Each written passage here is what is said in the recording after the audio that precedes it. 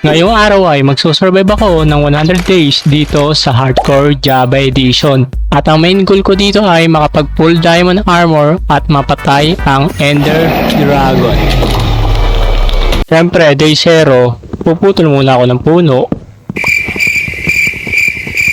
Dito nakakita ako ng maliit na kuweba. Siyempre, nagmina na ako ng stone. At kumuha na rin ako ng maraming puno dahil magtatagal ako sa kuweba. At siyempre, hindi mawawala ang pagkain. Nice. At nagmina na nga ako ng iron dito sa kuweba. Okay, alis na tayo dito sa cave na to. Maliit lang kasi. Or mag-strip mining na lang ako. Uy, may naririnig ako. Zombie. May cave dito. Uy, iron. Okay, dito. At marami-rami din ako nakitang mga iron dito. Full iron armor in just day 0. Day 0 pa lang. Full armor iron na kagad. Oh, diamond. Nice one. Siyempre, kukunin natin lahat yan. Uy. Diamond. Ito, ang dami. Sabi na. Full diamond armor in just 1 day. Gagi ang cute na baby zombie. Mukhang tuta. Hanapin na natin ito. Pataas na to. Yun na, pataas na oh. Uy. Uy. Oh my god. Ano kayo mapangalan ko dito sa aso ko guys? Comment lang kayo guys. Kung ano ipapangalan dito. Or magta-tower up na lang ako. Magta-tower up na lang ako. Uy, may creeper. Ay, nandito na ako sa tuktok. Para makita natin ang malayuan. Kung saan ba maganda. Siyempre, alin natin tong shank natin. 32. Oh my. Oh.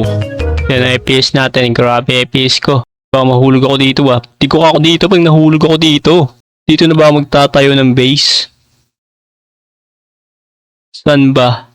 Dito or dito? So ay mas maganda dito no? Or dito na lang sa tuktok. Okay, dito na lang sa tuktok magtatayo ng base. Dito sa mountain na to. Hindi ko alam eh, ba't nagustuhan ko dito sa mountain. First time lang ako dito magtatayo ng base. Dito sa mountain guys. Kasi pag nagsusurvival ako, doon ako sa mga sa Y64. Yung flat ba? Yung parang ganito pa siya, yan. Ganyan lang kababaw ako nagtatayo ng base. Pero ngayon, dito sa series na to, dito na ako sa mountain, sugarcane. Ilagay natin dyan. Okay. Sana abot ang chunk ko yan. Okay na sa mga pa lang tayo. 1% pa lang to. Grabe. Ang hirap talaga. Pero kailangan natin gawin na.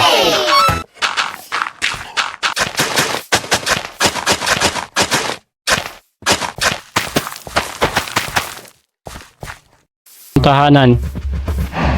Dito ko kayo pararamihin.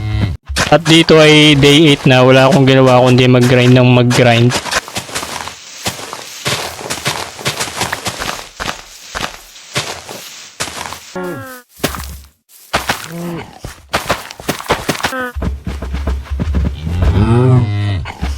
Alright.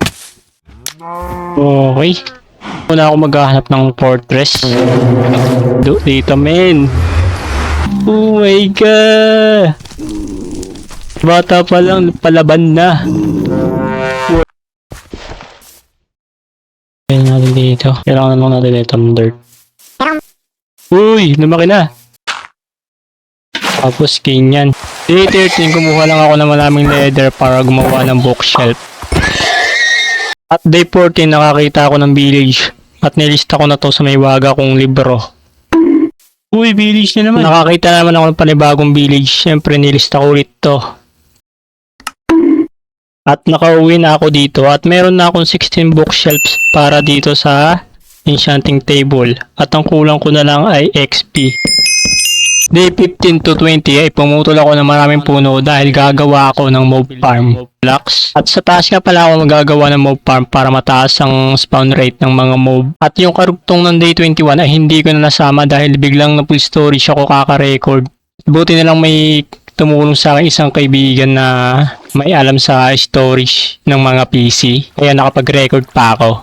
At day 31 ay full protection 4 na ang mga armor ko. At day 34 ay meron na akong malakas na sword. Ito na. Day 37 ay pumunta ako sa village para mag-trade ng apple. Day 38 ay pumunta ako sa kuweba para magmina ng maraming gold.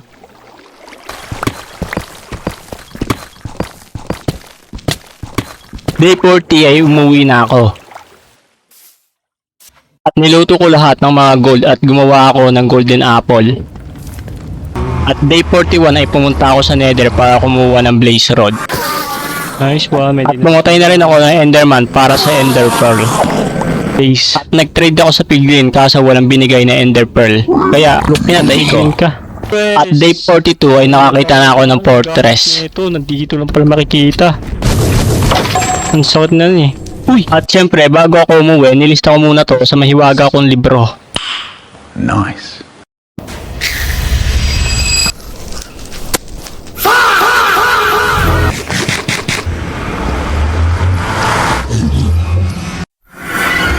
At day 43 ay pupunta na ako sa stronghold.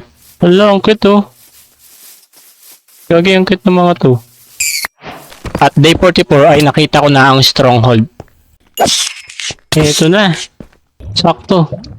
May isa. Let's go. Okay, eto na guys. At nerpair ko muna ang mga armor ko dahil low durability na. Let's go. Uy. Gagi naman. Ba't ganito yung pinag-spawnan? Delikadong spawn to ah. Yan, dito natin panahin tong mga kristal.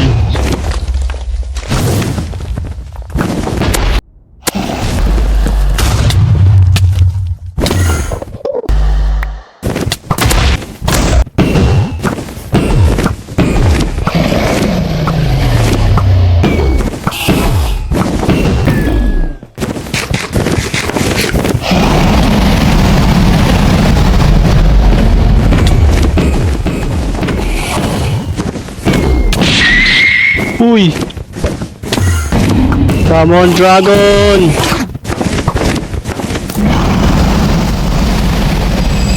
Uy! Oh my gosh! Dali! Patay ka na! Let's go! Let's go! Ay, ano natin? 32 chunks natin. Yan. Gagawin na itong umiilaw na to oh. Bagong update yata to. Ano kaya to? Meron bang ganyan sa ano? Sa Bedrock Edition. Umiilaw. Yun! Ito bulok. Walang in-chip. Ang laki-laki. Samantalang itong isa. Liit-liit lang na no. Tapos may in-chip. Ito bulok. Ang laki-laki. Tapos wala. Ano yun? Baliw yarn. Oh! Oh! Oh my goodness! Oh my god! Muntik na ako mahulog dun! Ayoko na mag-ender pearl! Gagi! Yan na! Shulker box na tayo! Lagay natin dito yung ano, yan. Yung mga hindi natin kailangan. At dito, akala ko, nakuha ko yung shulker box. Gagi ng shulker na to ah. Let's go! Mayroon na ako Elytra. Andi-display ko sa bahay to.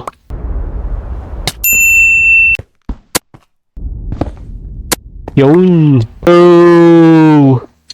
Oh yeah! Home sweet home! Day 48 ay kumuha ako ng maraming clay para mag-trade sa villager para sa mending. At inabot na ako ng day 51 at wala pa rin akong makitang mending box.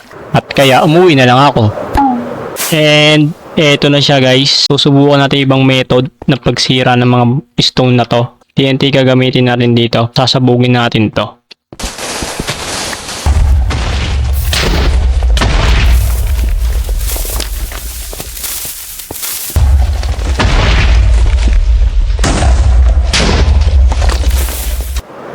na yan, tapos na oh. Ito na lang mga natitirang stone. Papalitan natin ng ano yan, ng grass, ng dirt, para makapagpatayo na ng bahay.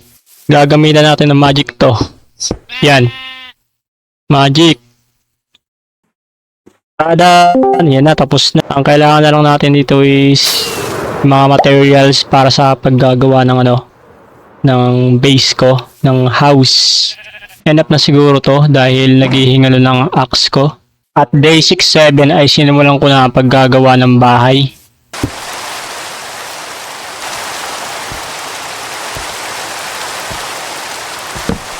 Yan.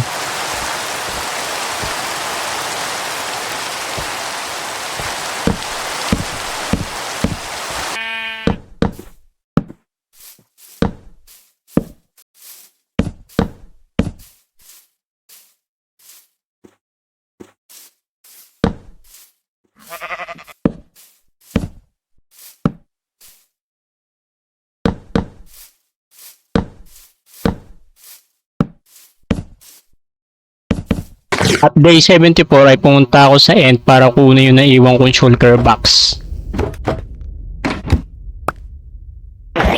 Day 80 ay kumuha ko ng maraming calcite para sa aking bahay. Day 98 ay natapos ang aking bahay kaya nilagay ko na dito ang enchanting table ko. At ang karugtungan day 80 ay hindi ko na sinama dahil wala akong ginawa kundi mag-build lang nun kaya walang masyadong ganap.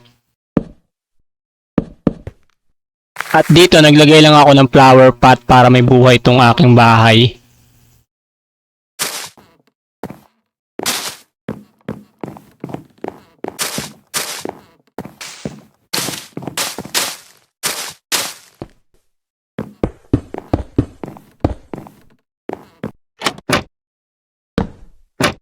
At dito ay 99 days na at 1 day na lang ay magwa 100 days na. Sa wakas, nakatapos ko na rin ang aking bahay. Ang kaso itong likod, itong gilid, medyo pangit siya tignan. Huwag niyo na lang pansinin yan guys. Pasok tayo dito. Dito nga pala yung smelting area. Ayan. Tapos dito naman sa second floor, storage area naman dito. Tapos naglagay na rin ako ng mga ganyan. Mga flower pot kunyari. Tapos dito sa third floor wala pang laman, hindi ko alam kung ano ilalagay ko dito.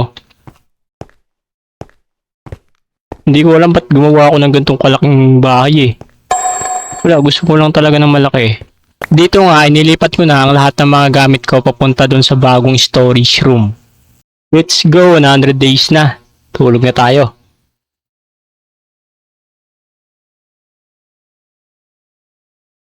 Let's go! 100 days! Kung umabot ka sa last part na to, syempre, like mo na yan kung nagustuhan mo ang video.